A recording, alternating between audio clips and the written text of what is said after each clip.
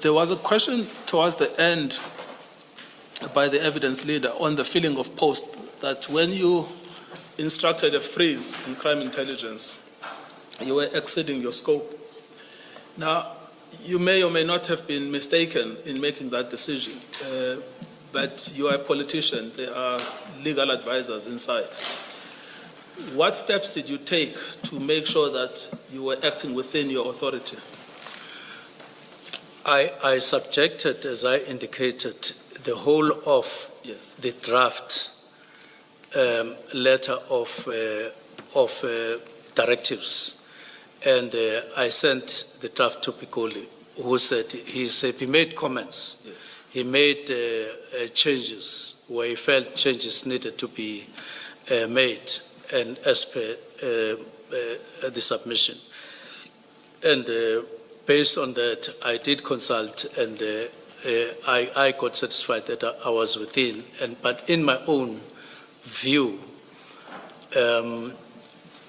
sometimes the boundary between the two is narrow, but it was a directive. I believe that to be part of my directive, because it was broad. It was not operational. Yes. You know, what I observed when that debate was taking place is that as a Minister of Police, you operate both under the Public Service Act and under the SAPS Act. And under the Public Service Act, it is your job to employ people. Even though I... Yes. Yes, it is. It is, even though I don't, you know... You mean you don't feel like you employ people? People just get employed? Yes. All right, thank you. The last question is, Commissioner Baloyi helped us again by asking about the terms of reference. The term of reference that introduces you is item 4, which says that the Commission must investigate the role of any member of the National Executive responsible for the criminal justice system. That would be you. Yes, correct. Whether they were complicit, aided and abetted, or participated in the acts listed in paragraphs 1 to 3 above. Now, the acts in paragraph 1 to 3 above include whether criminal syndicates, including but not limited to drug cartels, have infiltrated or exerted undue influence over a number of government departments. So I want to ask you whether or not, as the member of the executive responsible for police, you were complicit in the infiltration of the SAPS by criminal syndicates? Not at all. Did you aid or abet the infiltration of criminal syndicates to the SAPS? Not at all. Not at any point. Did you participate in the infiltration of the SAPS by criminal syndicates? Not at all. Yes. There is something here that says, or did so by omission. I'm not sure what that means. Maybe it means if there's something you should have done, but you didn't do, but you should have known that you should have done it. Can you think of anything of the sort? No such allegation has been made, but can you think on your own? All I can recall are two things. At one point, National Commissioner and Lieutenant General Khumalo briefed me that they were at an advanced stage with the investigation of Lieutenant General Sibiya, and also at an advanced stage in terms of investigating Major General Khan. It was quite a confidential briefing, very short to that point. And I said, if they are involved in activities, in unlawful activities, you have my support. I was unequivocal there. I said, you have my support. This was verbal, it was not on the phone. And if anything, if the minister becomes aware via a report like that, if you are complicit, I suppose, you would say not now, delay, you would say, please, you would say, I was unequivocal. And I said, you have my support, go ahead. Not because they were asking for a go ahead, they were just briefing me, but I reinforced them by saying, go ahead. And therefore I deny very emphatically that I could have been found at any level, even before I became Minister of Police, to be complicit on criminal activity at any stage. There is another minister responsible for law and order, well, for police, that is referenced in your statement. The first one is at paragraph 194. Mr. Cele's statement in Parliament that Mr. Matlala informed him of a meeting between Mr. Mkhwanazi, Mr. Matlala and me is a lie. What do you say about that? I mean exactly what I said, because he said he held a meeting with Matlala at Beverly Hills. Yes. I'm not contesting that. And then he says, Mr. Matlala informed him that he had been in a meeting with me and together with Mkhwanazi.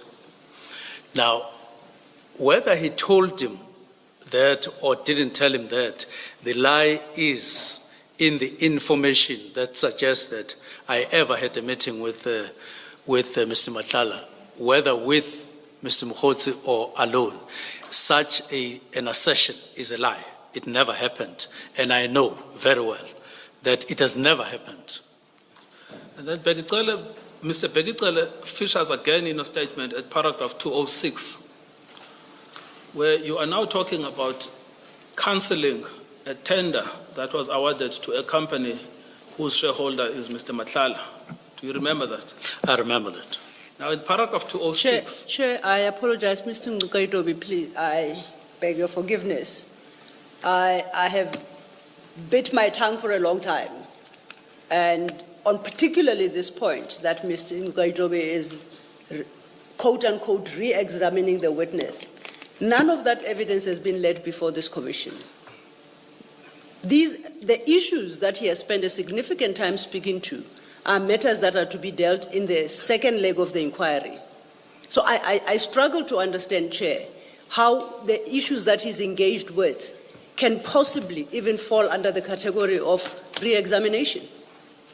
Any reader of the transcript will see that none of the testimony in regard to that has been laid. Thank you, Chair. I request the Commissioner's guidance. Thank you.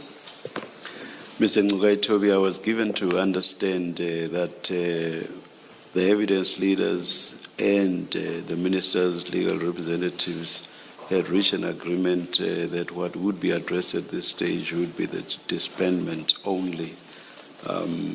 I do not quite see, unless you submit otherwise, how paragraph 206 relates to the disbandment. Mr. Chairman, I will do what the Commission wishes, but it's impossible to separate disbandment from its reasons. The primary reason for the accusation that the disbandment was illegal was that it was motivated by an ulterior motive. It is grossly unfair that the Minister is here, this is his first opportunity here, that he does not tell the Commission and the nation that he is innocent of corruption.